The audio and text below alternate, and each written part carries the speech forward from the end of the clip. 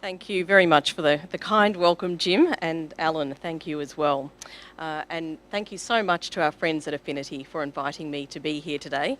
Alan, I'm really sorry we made it so hard for you to get a job at the ABC.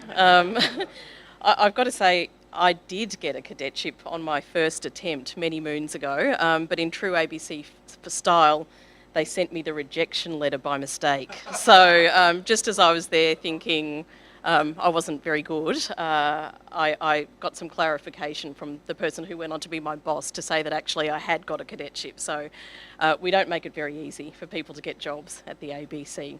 But pleasure to be here today to talk to you, and a special welcome to the students from Amity. It's always lovely to see young people in a room.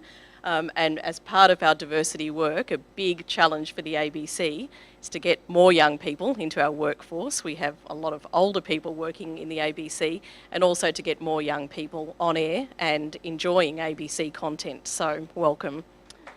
How many of you watch the ABC, just out of curiosity? That's good. Good showing. Excellent. And how many of the young people would actually watch the 7 p.m. news at night or listen to ABC radio? Nice that you put your hand up, the man at the back. And how many of you would get your news on Facebook or Instagram or YouTube? A few people. So that is our future challenge.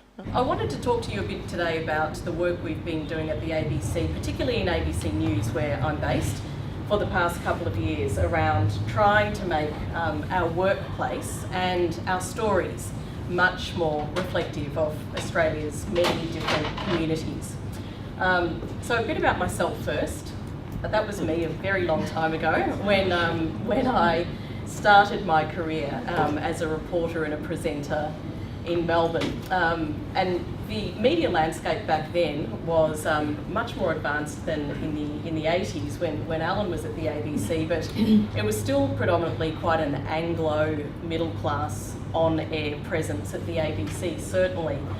So I was pretty pleased with myself back then, being on air, but what I used to find with quite a bit of regularity was people would come up to me and say, "Oh, you're that girl from SBS, aren't you?" and that kind of bothered me a little bit, but what bothered me even more was when I'd be meeting people in the community and they'd say, "Oh, you're fantastic, Indira." So what I found after a little while was that I think because there was such a lack of diversity in our on-air landscape, that people just assumed any brown woman on air must be Indira Naidu or must be working for SBS. So often mistaken, and it did used to upset me a little bit, but I must confess when we put this presentation together and a few of us in the office did the comparison, I thought actually I do look like Indira Naidu. So she looks like you. She looks like me. I'm sure people were mistaking her for me all the time too. So I did even run it past my 8-year-old daughter and said, "Which one's mummy?" And it took her a second to point to the right box. So that was me back then. I stayed at the ABC for about 10 years as a reporter, and then after that my family moved up here to Sydney. And we moved to a suburb called Concord, which is, for those of you who know Concord, it's on the verge of inner west and greater western Sydney. A really multicultural community. My kids go to school with people from Lebanese backgrounds, Italian backgrounds, Indian backgrounds, Greek, you name it. And what became really apparent to me was that the very multicultural community I was living in was so different from the community at the ABC. So I rejoined the ABC a couple of years ago, and I just found a real disconnect between the two worlds, that the ABC workplace seemed to be stuck in a little bit of a time warp. And it really shouldn't have surprised me too much when you look back at our newsrooms. Alan, you might see yourself in one of those photos. But our newsrooms have traditionally been filled with very experienced senior men. I think journalism has been one of those career paths traditionally that has appealed to people who are mobile, who can drop everything very quickly and go chase the breaking story, who can jump on a plane. And society back then too particularly meant that our newsrooms really were full of a lot of Anglo men. That was back in the 70s, the 60s or 70s. But look at the picture even just a few years ago. Danuta would know several of these people. Nothing personal about these people. Many of these men are good friends of mine. It's more a reflection on the culture and what we have seen, which is that our recruiting habits have absolutely failed to keep pace with what we're seeing in the community, which is Australia is a very, very rapidly changing demographic. So my previous director, a woman called Kate Tawney, and I felt really passionately that we had to do something, that we were falling very short of our obligation as the ABC and as ABC News to be really reflecting the many different perspectives and the many different communities of Australia. So we went about trying to tackle how do we solve some of these problems. So the first thing we did a couple of years ago was we developed a diversity working group, which Jim referenced. And the three areas that this group has focused on are how do we tackle our content, so the stories that we do on television, on radio and online. How do we inject more diversity into them? And that goes for diversity across the board. It's gender, it's young people, it's poor people. We know that we have a lot of very middle class people in our news bulletins, but particularly our focus was around ethnic diversity and Indigenous representation. The second stream of work we focused on was people. How do we recruit and retain differently so that we have a diversity of views, of backgrounds in our workforce? And then the third area is a critical one for us, it's communities. So, we are charter bound to really be part of the Australian community, not just to report about communities, but to be in communities. And we knew that we weren't. We knew that we just didn't have enough connections there. So this group, of which Danuta is one member, was chaired by our director. It's still in existence. I run the group, and it's got a really good cross-section of staff, both Indigenous, non-Indigenous, and with ethnic diversity in there too. So I wanted to just spend a few minutes talking about what we've done specifically around each of these areas to try and improve our performance. So when we're talking about content, the one problem I think we have is that we are falling short of meeting our charter, and the ABC Charter says that our programs should contribute to a sense of national identity and inform and entertain and reflect the cultural diversity of the Australian community. So just as a little snapshot of our content on any given night, you can see lots of different perspectives, but not necessarily a diversity, and quite obviously a lot of men and Anglo men in the mix. Now, this is a tricky one for us content, because a lot of our content makers will say that their job is to hold a mirror up to society and to reflect what is happening in society, not to do social engineering. So this is a cultural challenge that we've come across a lot as we've tried to roll out this work. It's how do we reflect society, and a society in which, with respect, Jim, politics is full of men. We've got chief commissioners of police who are men, for example. We've got AFL CEO, NRL CEO. A lot of the newsmakers in society are Caucasian men. So how do we try and get diversity into our programming with those sort of constraints? So we knew to really make a case with our editorial leaders and our journalists that we needed to change, we had to do a few things. And the first thing we had to do was take an evidence base to them. We have a workforce of about 1,000 journalists who are paid to be cynical, to be questioning and to really scrutinise. And we felt that unless we let the facts do the talking, they would not be on board for this change. So we developed an evidence base, which I'll talk to in a moment, and then for the past 2 years it's been all about trying to raise awareness through our communications with our teams, and awareness around this message that ultimately we need to look and sound more like Australia. And so the past 2 years have been about really making that case for change, and at every opportunity with our teams, repeating that message. So in terms of the evidence base, this was a really important piece of work for us because it allowed us to go to our teams and say, here's the data, doesn't matter what you think, here's what we look like and sound like on air, let's talk about it. So in 2014, we did a first analysis of our content over 8 days and across a 3-week period. And what we did was record gender and ethnicity. So we had literally a UTS student who came in and counted every single appearance of every person who appeared on radio, television and online over that period. And then they categorised them into 6 fairly crude buckets.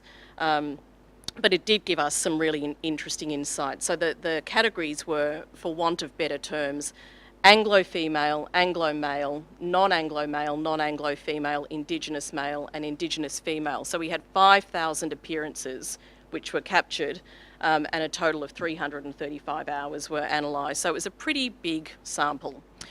And the results were a real wake-up call for us. So if you can't see this too well, what we found in short was what we knew in our gut, which was that our content was heavily skewed towards Anglo males. So in 2014, that was the baseline analysis. 2015, we followed up, but 68% of the people who appeared on television and radio and online over that time were Anglo men. So it's important to say we took staff out of this count. We didn't count ABC reporters or producers or presenters. We counted what we call talent. So guests, witnesses, experts who've appeared in stories, analysts, politicians, that sort of thing. Really because we wanted to see, are we reflecting society? And in short, we weren't. So Indigenous representation was okay. But we were really, really heavily skewed towards men. So one of the biggest takeouts for us, when you compare us to ABS data, was around the gender split. So in the initial analysis, 80% of the people on air were men and 20% were women, which we know was absolutely falling so well short of the picture in society. And similarly, we were falling quite short of the ABS data on people from overseas backgrounds. So between 2014, when we did a lot of work with our teams on telling them that they needed to try harder, we did see some improvement. So we had 14% fewer Anglo men, for example, on air. So slowly we're making progress. And what we've been doing is making a concerted effort to get fresh faces and voices on air. So these are just an example of new people that we've gone out and found instead of going to the people we've always gone to for comment. Q&A has been quite interesting. We've made a big push on Q&A to get more women on Q&A and to get people from diverse backgrounds. So a lot of work we still need to do in that space, but we are slowly turning a very big ship around there. So the second piece of work we did as this diversity group was around that issue of recruitment and retention. So in short, what we felt was going wrong there, a lot of it went back to this old saying, you can't be what you can't see. So if you're seeing on television these wonderful, highly experienced, highly credible journalists, that absolutely sends a signal that the ABC has quality people on board. But certainly the feedback we've had from work we've been doing in school communities in Western Sydney is that when they look at the ABC, they don't see themselves. And the issue there is that, for example, with our cadetship program and our broader recruitment, we were finding we were only attracting the same sorts of candidates, all very highly skilled, but from a very niche part of the community. So we put simply weren't sending out the right signals that the ABC's there for everyone. And the feedback we've had from some focus groups out in Western Sydney has been a sense of people feeling a bit overwhelmed that if they can't see anyone like them on air, it's a very big task, and it's quite intimidating, the idea of actually applying for a job at the ABC and thinking you can meet a very high standard. So solutions around that, and this is still a very big piece of work for us, it's long term. The content solution is a little bit easier. You know, we have seen some gains there. This is long term generational work for us. We have done some simple things like change the focus for our cadetship program, trying to remove some of the barriers there. You know, previously, honestly, when you look at what we were asking of cadets, you just about had to have a PhD and, you know, 3 degrees and had to be incredibly sharp to even get an interview. We're trying to pull back on some of the barriers there. We're looking at things like removing the need for a tertiary qualification, for instance. You know, we use a lovely quote we heard recently, which is that talent is evenly distributed, but opportunity isn't. And we want to keep that in mind when we're thinking about getting people in the door. So we have broadened what it is that we're looking for in cadets. We've changed the language in our advertising. We're doing much more social media recruitment, and that is yielding some good results. Longer term, we need to do a lot more work on doing those very things, removing the barriers, and even possibly looking at setting some targets, at least for shortlists. To say that shortlists need to have a certain number of women on them, a certain number of people from different backgrounds. So this is our lovely cadet intake from 2016, and in the mix we've got an Indian woman, we've got 2 Indigenous people, we've got people from regional Australia, and we've got a South American man. So we are seeing results, you know, but again, you know, one issue with the ABC is people never leave. So very low attrition rates, which means that the opportunities to recruit are not optimal. Recently we had an Indigenous Staff Summit, which was a fabulous opportunity for us. We brought together the nearly 40 Indigenous staff within ABC News. Sitting at the front you can see Stan Grant, who was our keynote speaker, and one of the main messages the Indigenous staff told us was that we needed to lift our game on really getting Indigenous people into senior on-air roles. It's one thing to get cadets and junior staff into the door. That's a relatively easy fix. But really, I mean, the ABC for you guys and for people I meet in the community, it's about what they see on air. And we do have some glaring gaps in terms of how much diversity we have in those senior roles. So, voila. Stan Grant, as you might have seen, we signed him up last week to do our Friday night 7:30 presenting in 2017. So that has been very well received by Indigenous staff, and I think symbolically it's really important for us that we have finally got an Indigenous person hosting one of our flagship programs. You know, we are making progress. Back in the days when Indira and I were the only two Indian women on air, we've now got Karina Carvalho in Brisbane, Jeremy Fernandez, who's much loved and has been here at Affinity before, and Yasmin also, who has just joined us from on News 24. And briefly, the third focus for our group was around community engagement.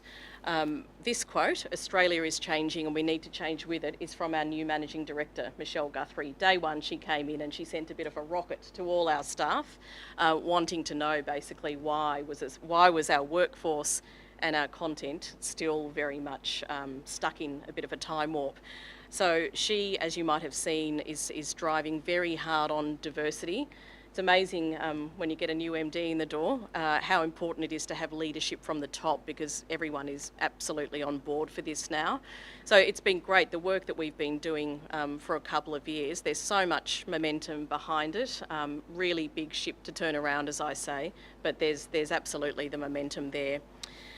So, you know, Australia is changing, and I think we all in this room know that. 28% of Australians are born overseas, 46% have at least one parent who is born overseas, and 2 or more languages are spoken in 1 in 5 homes.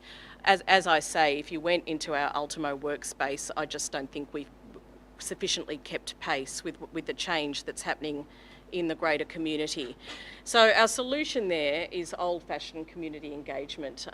We're trying to get out more. My colleague Sally Jackson has done a lot of work with Danuta on really getting out into Western Sydney, for example, meeting editors of local newspapers, ethnic media, meeting universities, meeting schools. We have a terrific schools program that we've set up with 3 schools in New South Wales as a pilot. One is Plumpton High, the other is Matraville in southeastern Sydney, and the third is Bankstown Girls High. Amity, I'm sure we can get you on board for our 4th partnership, but that's all about raising awareness of the ABC in communities that have very little awareness. You know, if we go out to Plumpton and say, how many of you actually watch the ABC, back when we started the relationship, not a single hand went up, whereas now we are building up that engagement. These are just some photos of the work we've done with the schools. And I have no doubt at all that in time, some of these students, even some that you see in this picture, will be the cadets of the future. So it's absolutely a two-way process, and it's about us trying to find the next generation of Lee Sales. So this young woman here was a rookie reporter for the BTN program, and she's being mentored by Lee Sales, which would be a little bit intimidating if I was her, but Lee's been very supportive and generous. So that's really a snapshot of the work we've been doing over the past couple of years. You know, when I think about progress we've made, I think I can see it on air. I really do. I even in the past couple of years, when I watch News 24 or when I watch 7:30 or when I look at our content online, I can see there is change there. We're in the middle of our 3rd round of that content analysis. Be very interesting to see how we do there. But when I think about success and do I think that the work we're doing is succeeding, one thing I always go back to is, are our teams on board for this, or do they think we've all gone a bit crazy and we're forcing them to be more inclusive? And I wanted to show you an email written by one of our senior editorial leaders whose job it is to run our radio current affairs teams. So he runs a pretty tight, experienced group of people. I watched him during the first 6 months of this process of rolling out the diversity changes and thought, not sure that he's on board. You know, I just got the sense he might have been a bit sceptical about it. But at about the 6-month mark, he sent a really quite powerful email to his teams, which I wanted to share. And look, if you can't see at the back, he says, if any of us feel embarrassment or shame about the lack of representation of women in our Commonwealth Parliament, then we should feel even more shame about the lack of representation of women in our programs. This is a disgrace. And he says, it's not always easy to track down female talent or to get some women to talk, but we must try harder. As an Anglo baby boomer bloke, I understand discrimination. I've been dishing it out all my life. Don't be like me. You can make a difference. So I think, we have a long way to go till we can truly put our hands on our hearts and say that we are where we need to be in terms of reflecting Australian society. But I do think all the pieces of the puzzle are slowly helping us to make a difference. So thank you for your patience with the technology issues, and thank you for listening. So we have questions now. If I can ask that we stay on topic. The ABC covers all of the news in Australia and around the world, and so there'll be lots of very interesting and exciting questions to ask Michele, and I'm sure Michele would love to answer them, but this lunchtime is not the occasion for that. So if we can ask questions that are around the ABC of diversity, as you've gone through, really a fantastic strategic application of that issue. That's really brilliant to see Jim. Something as rigorous. So if we can commence with questions, start over here. If you could say your name and organisation and then... Andrew Yakubovich from the University of Technology, Sydney.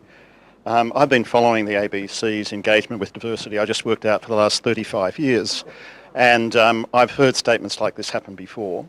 Okay, so there are a number of questions one might want to put. I won't turn this into a deep one-on-one interview for the next half an hour, but I've got one particular question, which for a lot of people is the key Sorry, I am, but you can't hear me because it's not working. Okay, sorry, I'll project that way. Okay, there's one critical question that people use in issues of diversity in news gathering right throughout the Western world, and that is the question: when will the 7 o'clock news on the ABC be read by a woman in a hijab? The answer to that is when we find that woman. So nothing's stopping us there. We'd be absolutely open to that. You saw Yasmin, who is going to be a flagship News 24 presenter, who is an African Muslim woman wearing headscarf. So no resistance to that at all. You don't think that's going to be an issue for you? No, I Okay, don't. good. I don't. I mean, if that woman is an excellent journalist and has got all the editorial credentials and is a great presenter, you tell me, why wouldn't we? Well, put it this way, many have tried before and you've prevented them. Okay, but you think things are changing? Absolutely. Okay, cool. We had, if Tamina was with us, I'm not sure if you're referring to Tamina or not, Tamina Ansari, who is a Afghani Muslim woman who was at the ABC for a few years. Tamina got a great job at Twitter. So we would love to get Tamina back in the door at some point. But again, it boils down to, are they the right person for the job? Okay, and one follow-on, just really quick. Very quick. Yeah, on Monday, Multicultural New South Wales launched the Cultural Competency Project, which is an online app for organisations facing change in exactly this area. Would the ABC be open, do you think, to adopting the Cultural Competency Project approach? I'm not across the approach. It's an app which is designed to enable executives to bring evidence and opportunity to staff to actually engage with questions of cultural diversity. Absolutely. So one thing I should have said we are doing is all ABC executives are undergoing unconscious bias training at some point over the next 6 months. It's taken a while to roll that out and to find the right provider, but we know in our recruitment patterns that there is unconscious bias at work. So particularly Michelle Guthrie, her big focus is on trying to unpack what is it about the way we think about recruitment that is leading to very, very narrow outcomes for us. So I'm not sure about the cultural competency tool. I'm really keen to look into it, but we are on that path. Thank you. Questions? Thank you. Thank you very much for the presentation. It's a pretty... Name and organisation. I beg your pardon. Vic Allardyce, New South Wales Jewish Board of Deputies. Prosaic question. In the survey that you opened with and the huge proportion or disproportion of Anglo males, I'm just interested as to how Anglos were defined. In other words, so Pallavi Sinha is a member of the Indian community, I'm a member of the Jewish community, we both speak fluent English. If either of us had been interviewed in that and were counted among those Anglo, would we have been identified as Anglo male, Anglo woman, or because you come from particular? No. So look, one thing with the methodology, it's not 100% scientific. There is actually no methodology anywhere in the world that allows a media company, there's no software or no process. We created one with sound methodology, based on our audience and marketing team who gave us a methodology to use. So what we've done is compare apples with apples, but Vic, in your case, you would have been counted as an Anglo male, whereas, I'm sorry, I don't know your name. Pallavi, hi Pallavi, you wouldn't have been.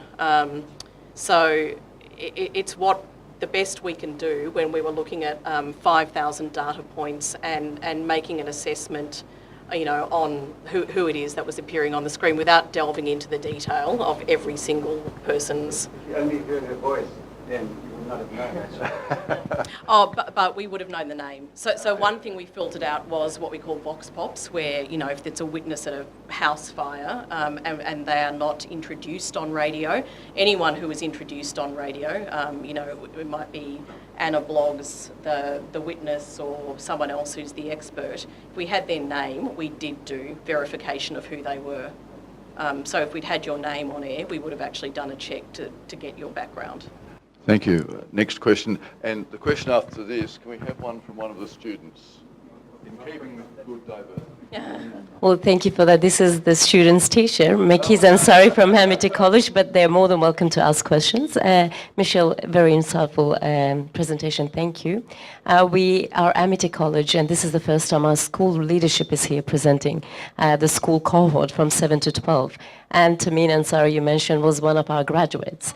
At Amity College, you mentioned the school partnership. We have an annual Multicultural Day program, and we would love to extend this invitation and have you for 2012 in partnership with Affinity, if that's possible. Love to be there. Thank you. Beautiful. Thank you. Consider it done. Thank you. One of the students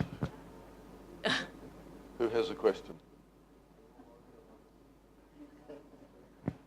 Whilst the students are thinking of do we have another question? Yes. Hi, thank you, Michelle. Really appreciate that. My name is Vinko Gergic. I'm head of operations of the company next door, JRI Technology. It's actually a very short question. How many people does the ABC employ in Australia? How many people? Is it 4,000 around the country. So ABC News has about 1,300 people in it, but then there are lots of different parts to the ABC. So most of those people, or many of them, are based in New South Wales, but then we've got operations in every state and territory. That's okay. Is there another question?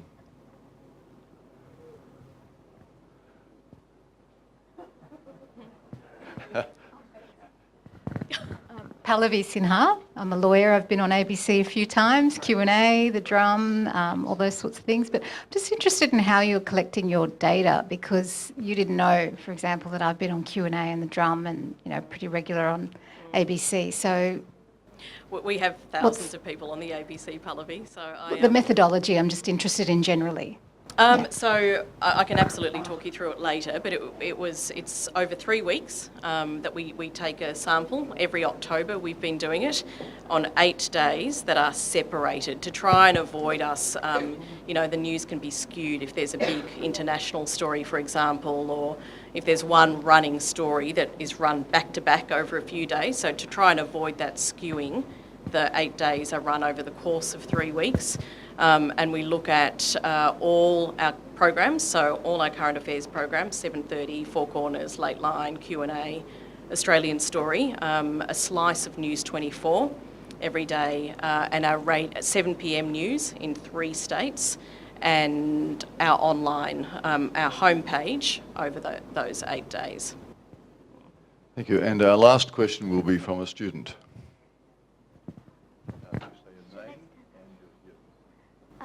Hi, my name is Ikra Ismail. I'm from Amity College. The presentation was fantastic. I think it was perfect. It was amazing. How can you encourage more teenagers like us to take up more programs like this and attend more like this, and maybe build up our confidence to do this type of thing? Oh, first things first, you've got a job for telling me my presentation was perfect. Look, this is exactly the sort of work we're doing with 3 schools in Sydney. We're working with the students at Plumpton High School, for example, on a few things like how to be a journalist and how to be a digital journalist and how to use your voice and how to present.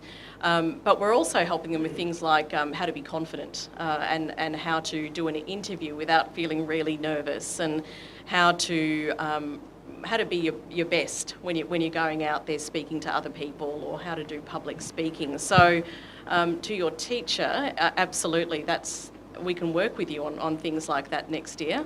The thing we're really interested in finding out from all you guys is, what do you want in your news? Because we know that ABC News really, really caters for people over 55. That is our main demographic. And if we want to be relevant in future, we need to get young people to be interested and watching and listening to ABC News. And we know from our conversations with young people, they find us really dry and really boring. So we need to find different ways of still telling the news in a serious way, but in a way that's interesting for you. So lots we can learn from you too. Thank you very much. Thank you very much, Michelle. Really appreciate that. So we've concluded the question time now, and Michelle, thank you very much for coming here today. That's been stupendous and really a critical topic. Thank you. I would now like to call on Karl Hartleb, who's the Consul General to Austria here in New South Wales, to present a gift of thanks to Michele Fonseca on behalf of the Affinity Intercultural Foundation.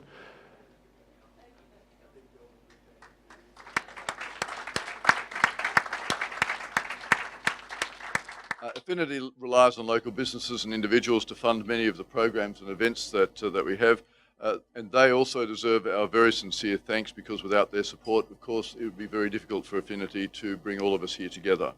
Today's sponsor is Salix Linings Proprietary Limited, and I'd like to call on the Managing Director, Ken Salajic, to receive a certificate of appreciation. Can I also ask Michelle up to actually present that certificate to Mr. Salajic? Thank you.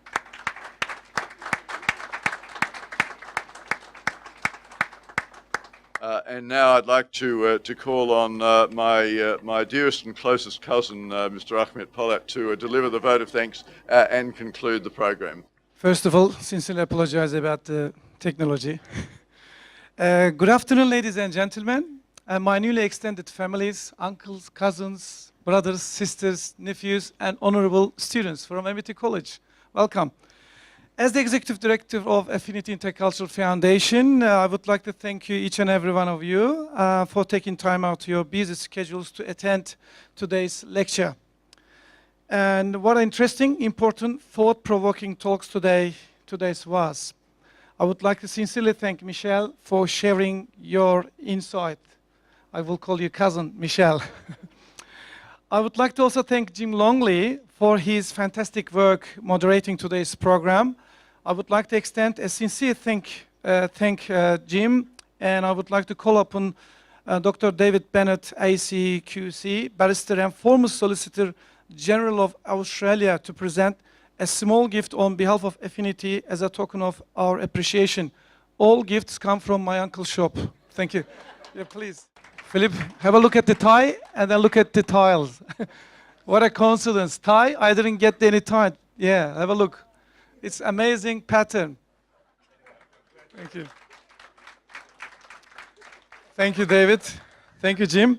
Lastly, I am not forgetting our esteemed advisory board member, Emeritus Professor Alan Knight, and I sincerely thank Professor Alan Knight, I call always Uncle him, Alan Knight, for his... Thank Alan for his continued support of our activities.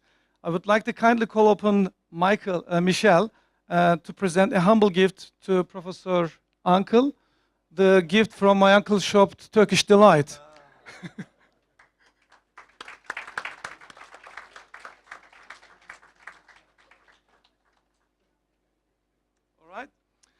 And before finishing the program, I would like to quickly invite you to some of Affinity's upcoming events. In late November, we will have a Professor Oris Soltes from Georgetown University, I'm going to call him cousin, visiting us in Australia. He has written a number of books. He has created major collection in museums and art galleries around the world, teaches in the areas of anthropology, art, mysticism, history, and theology, and is generally a very interesting guy. We will hold a luncheon similar to today's one with him on 24th November. I invite you to sign up our mailing list if you would like to be updates our activities and upcoming events, or follow us on social media. We are also continuing our weekend engagement around barbecues and brekkies with local Muslim families. There are a couple of more of these this year, and I would like to encourage you to join one with your partner, family, friends, or colleagues. These are small, informal events to bring people together over a nice barbecue or brekkie on a Saturday or Sunday. If interested, you can speak to one of us today about this before you leave.